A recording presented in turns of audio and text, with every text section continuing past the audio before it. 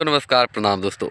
खेसारी लाल यादव जी का आज एक बहुत ही अच्छा वीडियो सॉन्ग अन्नपूर्णा फिल्म से आया है और वो होली सॉन्ग जो है बहुत ही तेज़ी से वायरल हो रहा है, जिस एल्बम का नाम है होली के कबूतर। उस गाने को खेसारी लाल यादव जी और अंतरा सी प्रियंका जी गाए हैं। वहीं इस गाने को अखिलेश कश्यप जी लिखे हैं और उस गाने का म्यूजिक डायरेक्टर छोटू राउत जी है। वो जो है अखिलेश कश्यप जी की कंपनी अन्नपूर्णा फिल्म से आया है और होली का वीडियो सॉन्ग है। बहुत ही ज़बरदस्त कॉमेडी से भरपूर है। उस गाने को ढेर सारा प्यार दीजिए। अगर आप अभी तक उस गाने को नहीं सुने हैं तो जाकर उस वीडियो सॉन्ग को देख सकते हैं, सुन सकते हैं और ज़रूर कमेंट बॉक्स में आकर बताएं कि वो वीडियो सॉन्ग आप सबको कैसा लगा।